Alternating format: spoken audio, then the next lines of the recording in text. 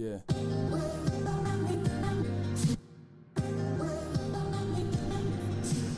Living every day to define man's mission. Look into the sky for divine transmission. Deaf man's vision makes the blind man listen. Eyes on the prize, this is blind ambition. Thank you. What's going on, world? Welcome to episode 4 of Road to the Oddball Chronicles. I am your host, Michael Serial Sensei Williams. This is bright and early Sunday morning, 9:55 a.m., October 21st, 2018. I did not even plan on recording this morning, but I just recorded an album review, so I figured while I got the juices flowing, I might as well keep this going and knock this out while I can. By the time you guys hear this, it'll probably be well past October 21st. But I try to record these ahead of time because I like to stay ahead of schedule, because you never know what can pop up, when life will just kind of take over. So I like to have episodes in the stash so I can just kind of release them when I need to release them. But just to get off some quick plugs before we get started, you can find me on SoundCloud. I'll leave the link to the description below. You can check out the Dojo Talk podcast, where me and my co-host Antacool talk about combat sports, MMA, kickboxing, boxing, all that good stuff. Sounds Like Fun podcast, where I review music, mostly indie hip-hop. You can check that out on SoundCloud. I also have a YouTube page for the Sounds Like Fun podcast page.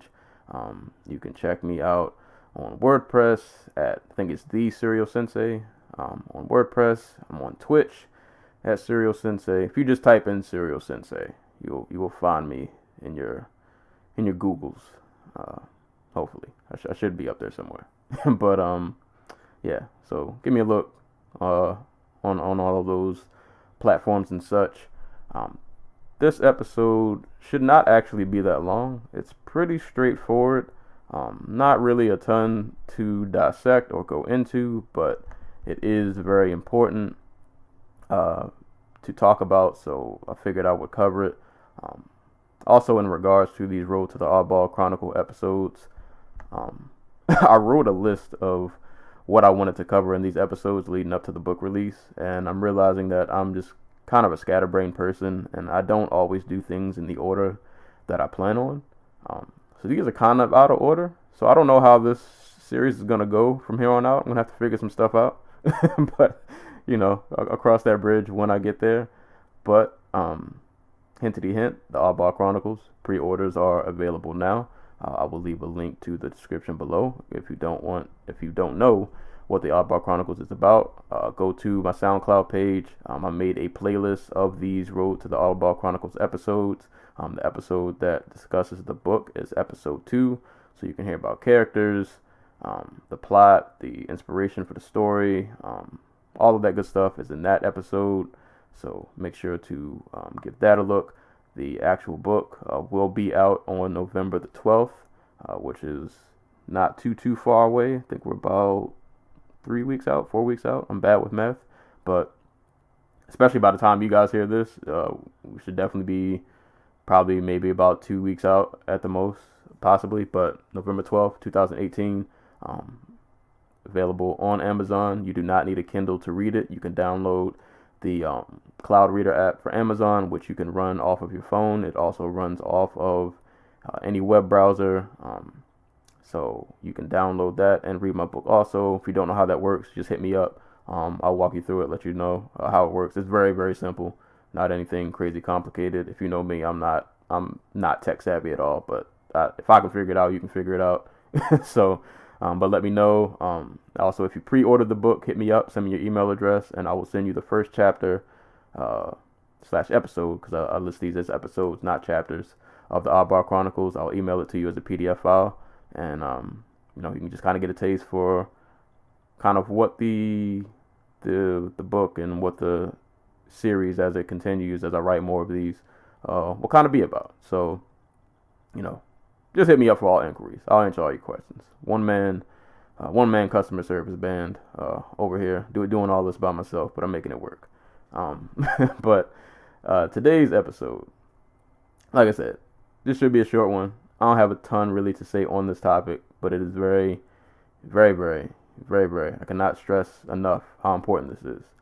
Um, so the topic I want to discuss today, in terms of your writing process, not even just your writing. I think this is good in any creative field, but of course, I'm a writer, so I'm relating this specifically to writing. But if the shoe fits in your field, please wear it.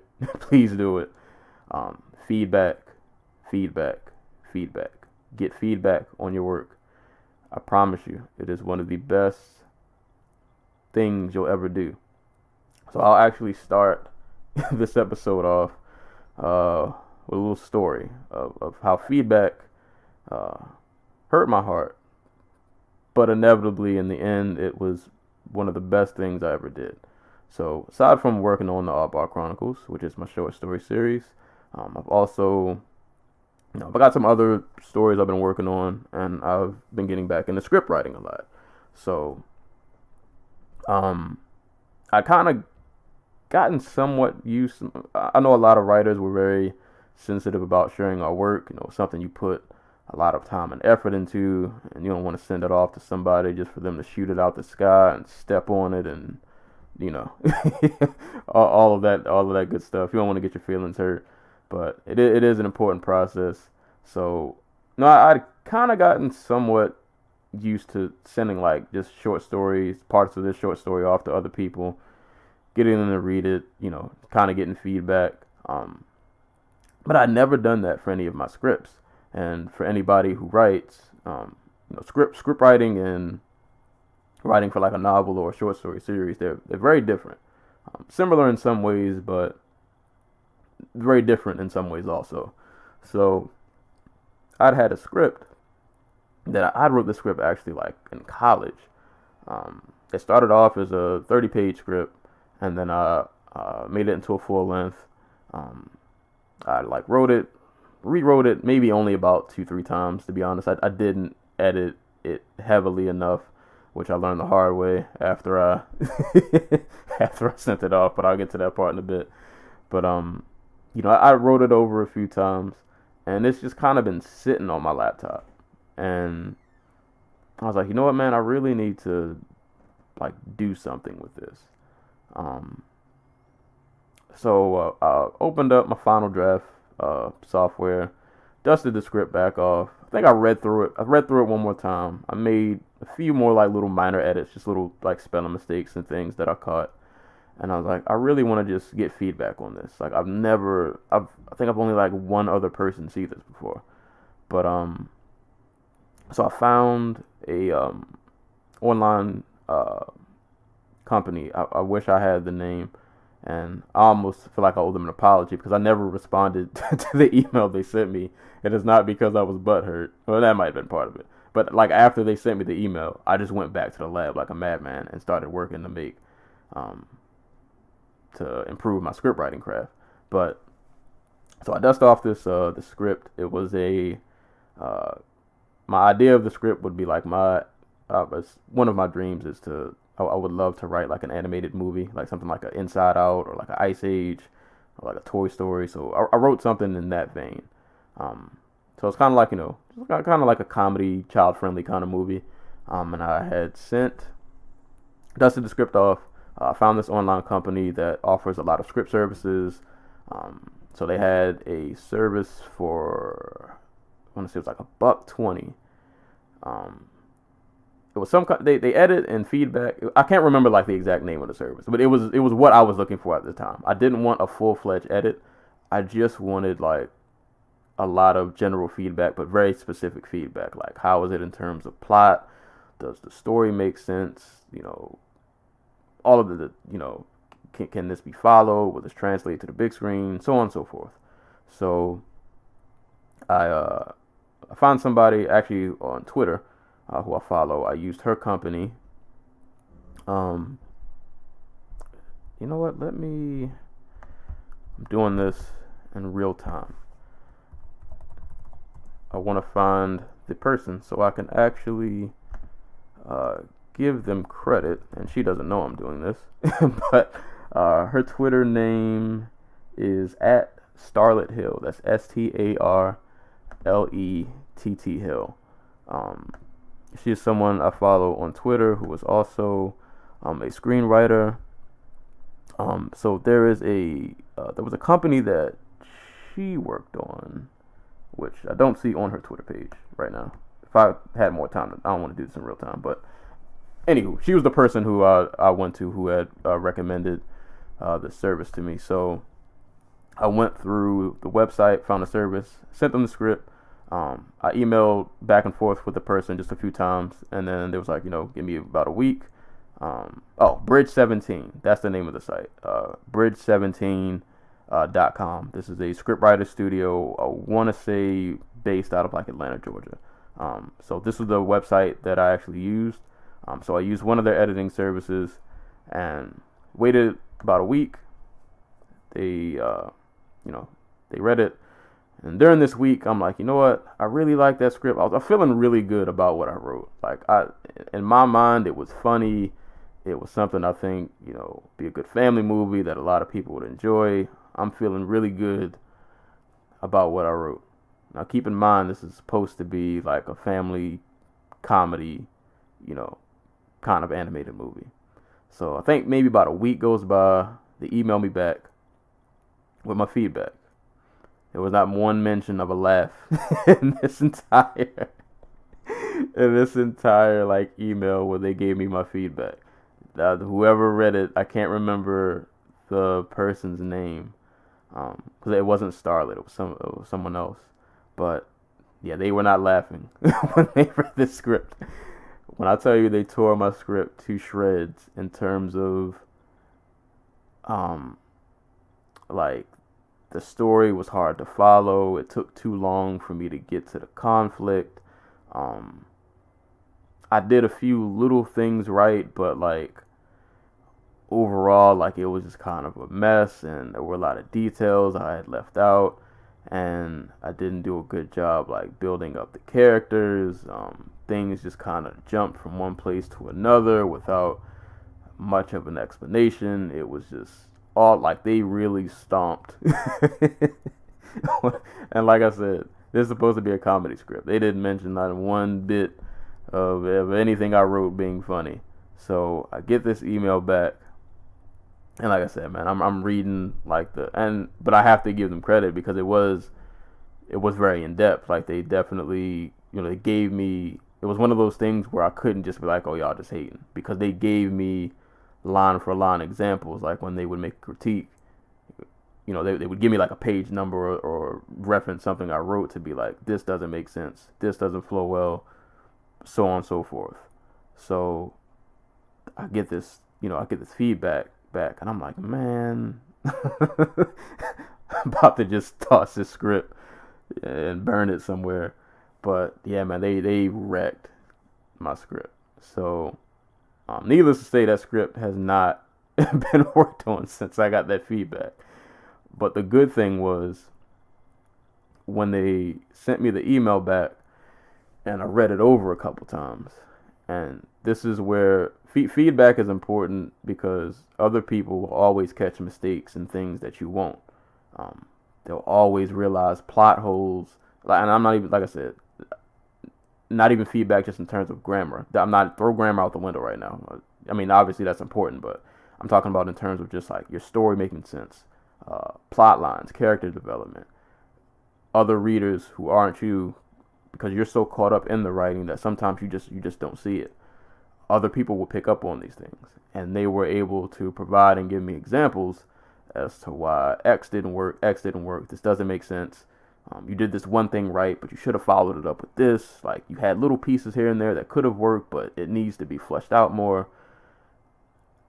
So I sat back, I had to be really honest with myself. And that's another thing when you're getting feedback. You have to be honest with yourself. I know a lot of us are really sensitive about our writing, but you have to be really honest with what you're writing and realize that sometimes it's not that good. Doesn't mean that it has to stay that way. You can get better. You just have to rewrite it. You have to, you gotta go back to the drawing board. You gotta drop a new game plan. It's like halftime. You start off the first half, you're down 20-0. You come back out at halftime. You got a new game plan, new mindset, and you come back and you do better. So what I did was instead of rewriting that script, I took all of the feedback that they gave me, and I went to another script that I had wrote. Well, I can't even say wrote because I never finished it. It was very much in its infancy stages because I never even finished the first draft of it. So I went back to that script with all of this newfound information, this newfound feedback, and I was able to keep in the back of my mind, like, okay, now that I have this other script that I'm working on, I can't make the same mistakes. I have to be cognizant of character development. I need to make sure my plot makes sense. One of my problems as a writer is I tend to ramble, which is okay when you're writing like a novel or a short story, but in script writing, you kind of have to get to the point a little bit faster while still being able to build tension and have things not jump around too fast. So you kind of got to find that happy medium. So I took a lot of that newfound feedback that I got from them just stomping a mud hole in my other script, and I applied all these, this new information to my new script. And I'm still not finished it yet. I think I'm probably about 50, 60 pages in. But I can already tell just by looking at it, like this feels a lot better. This makes a lot more sense. And I've sent it to a few people, not a lot. A couple of other people who I've sent like samples of it to. And they seem to, obviously it's not perfect because it's still a first draft. But even based off of their feedback, it seems like the story flows better, like they can keep up with it. It makes sense, things are happening when they should happen. I just kind of need to polish it up. Like I said, it's still a first draft, so I'm a long way from this being finished, but I'm off to a much better start than what I was with that other script. So that's just really like I said, the importance of getting feedback. Like other people will always catch mistakes that you won't get. So I would definitely advise, if you're writing, whether it's your first draft, second draft, your final draft, maybe you just haven't published it yet or decided what you're going to do with it, get other eyes to read it. It is of the utmost importance. I promise you they'll catch something you won't. They may be able to give you new ideas that you hadn't thought of. They'll make your writing better. But also an important part of getting feedback is make sure you get feedback from someone you can trust. And this can be the hard part, is actually finding a good person to get feedback from. Because a lot of us may tend to just go to friends and family, which, that's cool. But I would only suggest it if, like, your friends and family are either very, very avid readers, very, very honest people, or maybe they're professionals themselves. But to be honest, other than that, I wouldn't use family or friends, because you don't want people to spare your feelings. Like you need someone who's going to be very honest with you about what you're writing and whether it's of quality or not and what can be improved or not. This is, for me, where social media has been a big help. Like I said, there are plenty of online writing services. If you don't even want to use a writing service, if you're on social media, if you're on Twitter or Facebook or whatever social media platform you use, there are a lot of people just out there in general who just like to read, who would be more than willing to read like a little sample or whatever that you send them. And that's what I've been doing. I've just been literally finding random people on the internet who maybe I've interacted with a few times, but I don't know them in person, which this is just my mindset and how I perceive it, being that they don't know me in person. Like, even if we're quote unquote cool in the internet world, like, they don't know me in person, so they don't have much of a reason to like hold back or spare my feelings, because other than like an online conversation here and there, like they don't know me. So I feel like they would probably be more honest in their critiques. So I've been just trying to build just relationships online with people, and it's been like, hey, I'm working on XY. Would you mind if I just sent you a few pages? Just want to get some thoughts.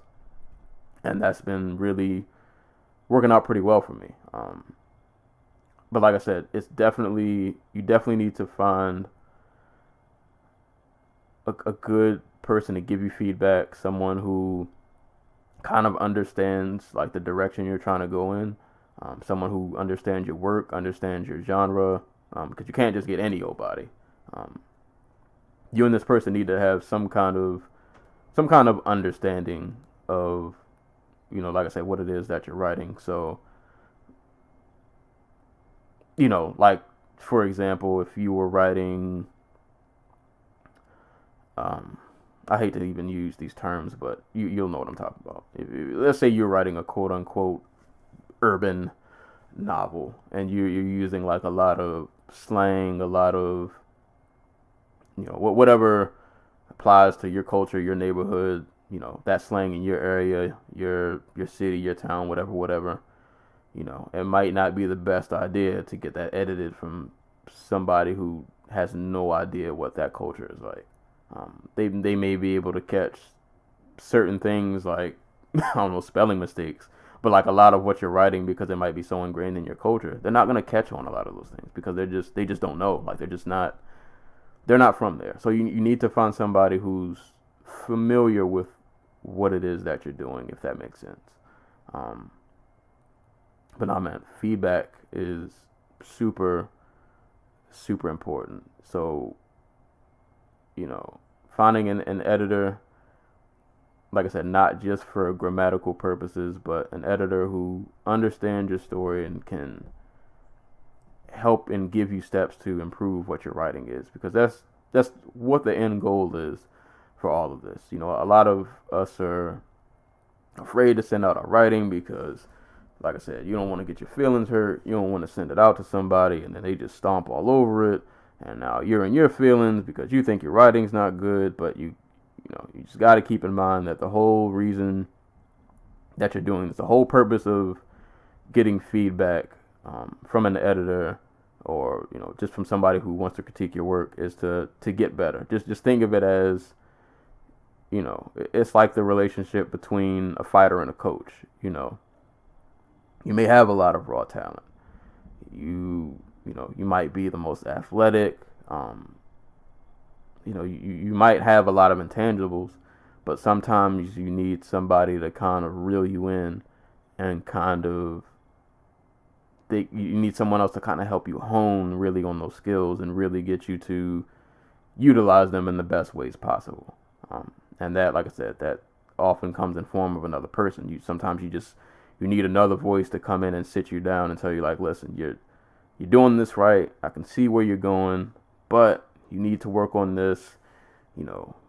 Maybe you should do this different. How about this idea? You need somebody to bounce those ideas off you, because as much as writing is a solitary activity, you won't make it to that final draft. You won't make it to a good final draft without the help of another person. I promise you won't.